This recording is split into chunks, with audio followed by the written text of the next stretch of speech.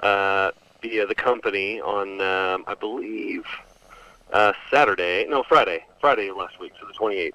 So, and that just came out, and we've been playing a little handful of shows to support it, and just getting some immediate reviews and first opinions, and they seem to be, for the most part, positive. So we're just kind of riding the wave of getting something out that we've been sitting on like geese, and an egg for a good year, and then it's nice to actually see it out in the public and get these positive feedback so far. Fantastic. Now, Brian joins us today here in a broadcast. Orphans of Doom are releasing 2, which is their sophomore album. Tell me a little bit about 2. Well, so 2 was kind of an answer to our first album. So our first album was Strange Worlds, Fierce Gods, and it was kind of our first attempt at an album with this band, and we wanted to make it a concept record where there was a theme and a story and kind of this overarching sci-fi element to it that involved aliens and robots and stuff. And while we enjoyed doing that, we wanted this one to be just a straight-up banger, just hard rock, hard songs, metal, thrash, everything we could think of, and kind of roll it up into one. So we didn't try to have an overarching story. It was just heavy and song by song, and we just wanted to just try something a little easier, a little faster, not so storied, if that makes sense. We've got Brian with us today, Orphans of Doom, and tell me a little bit about Orphans of Doom. How'd you guys get together as a group, all that? Yeah, well, we just, a couple of us were out of the business of music for a number of years. I had quit to go for a career in creative direction and design, and we just didn't have the passion to play music anymore. But then eventually, a number of years later, we ended up, that passion came back, and we thought, hey, let's just start kind of just writing some songs and in the basement here and there, and then eventually it kind of turned into kind of the full thing where we're releasing albums and doing this and talking to people like you. And so, yeah, we just were kind of on the outs and not really doing music anymore, and then something struck a chord, and we decided to do it again, and here we are. We have got Orphans of Doom with us today, so explain this name. Yeah, so we're not a Doom band. A lot of people think that we are a Doom band because we have Doom in the name, but it makes me wonder if a lot of people think that Eagles of Death Metal are a death metal band when they, in fact, are not. But, that's awesome. So we are named after a song, or an actual piece of music on the soundtrack to Conan the Barbarian called Orphans of Doom. It's probably fantastic. The coolest piece on that soundtrack, and so we just thought, hey, this is a cool thing to represent us by a name. Not only does the name sound cool, but the piece of music is beautiful, and it sort of has little things that represent what we want to do with our music. So we thought it was a great thing to use as inspiration. But of course, because it has the word Doom in it, everyone assumes we're a Doom band, which we are not. And we've been booked on Doom shows and then stand out like a sore thumb because we're not Doom. And so all these funeral Doom bands are playing these super slow, dredgy pieces, and they're awesome. The slowest thing, heaviest thing you've ever heard, and then we get on and we're like Foghat compared to everyone else. So that's awesome. Yeah.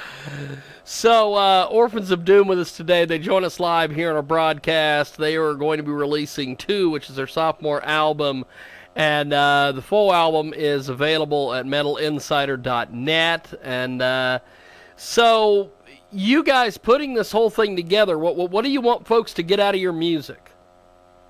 We just want to find like-minded people who enjoy it. We want them to. I think the ultimate goal with these albums is to give someone some sort of physical reaction. I mean, you've heard pieces of music where it makes the hair stand up on your arms, or it makes you feel an emotion or something, whether that's sadness or happiness or excitement or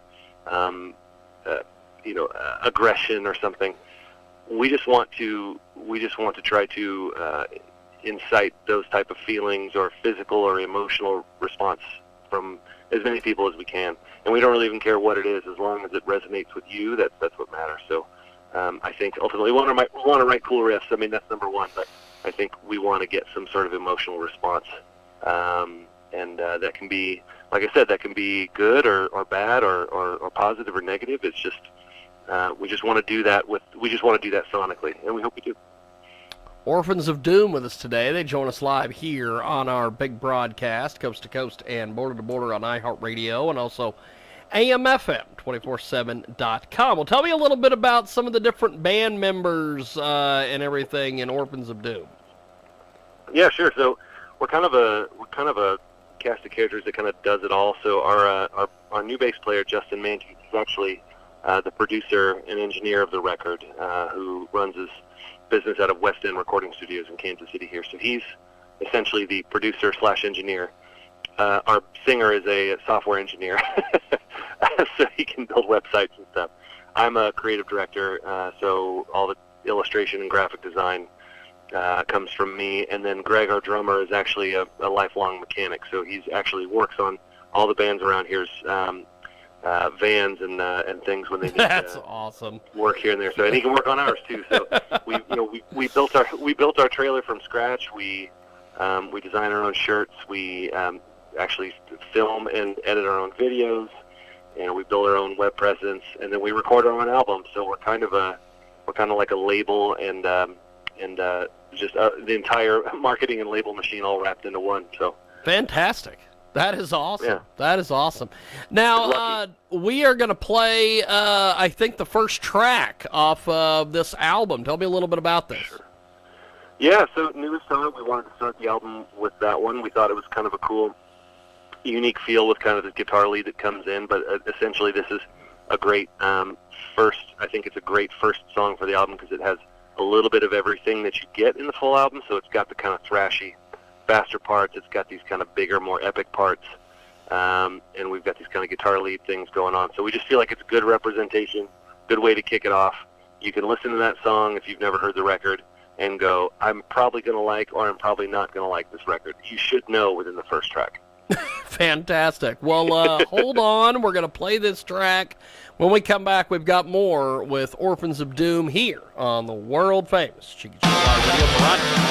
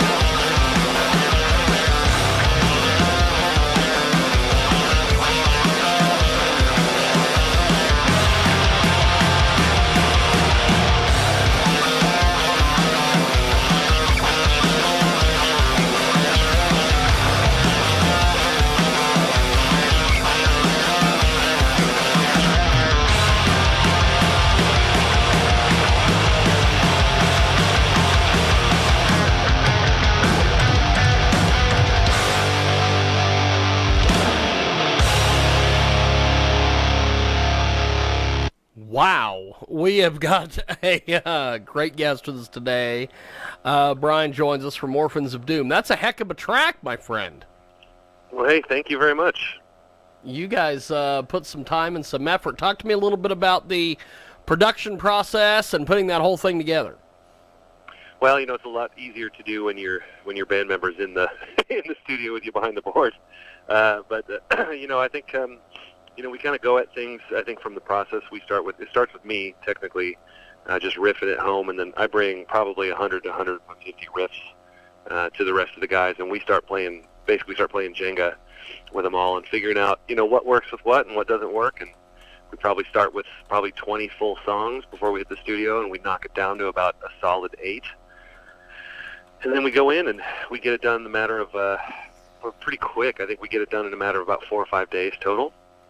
And and then we've got the best guy in the biz, the best guy locally. Our favorite producer happens to be our bass player now, which is great. So we have very minimal changes when he sends us back the mixes, and so we're always stoked to work with him. And then the guy that masters it is always fantastic. So I got to say though, this is an experience with I've always put out CDs in past bands, but we started doing vinyl with this one, and it really showed me just how much more you can get out of vinyl versus a CD. There are things that we recorded that you barely hear in a digital version, but you put that vinyl on and it's all expansive, and you hear these. We've added timpanis to this thing and weird soundscapes and moogs and things, and they all come out in the vinyl. So I'd say this process, one thing that's eye-opening to me is just going just how different vinyl is from CD, and how awesome it is to be doing this at a time where it's made a comeback and you have that choice to put it on both mediums.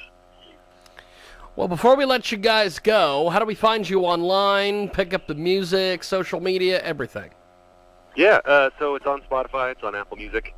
You can go to, if you just Google Orphans of Doom, we have surpassed that soundtrack in terms of Google searches, so we are the first thing that'll hit your Google when you put our name in there. So we've got Facebook presence, obviously, Instagram. We're easy to find. And then our label is called The Company, and you can find that label as well if you just Google The Company KC. And our vinyl is on sale there, and then it's for sale from us at shows. And also online. There's 2 variants. There's a hot pink one that's like bubblegum pink, and it's beautiful, and then there's another one that's a splatter that's got some beautiful patterns in it. But we're easy to find. Like I said, you Google us, we come up way before our namesake. So it's not hard to get our product. So fantastic. Well, I appreciate you making time. Thank you, and good luck with the album. I appreciate your time. And thank you very much. I will talk to you soon. Have yourself a wonderful day, my friend. You too. Thank you. Thank you, my guy. There he goes, Brian from Orphans of Doom, and we have got more coming up on the other side.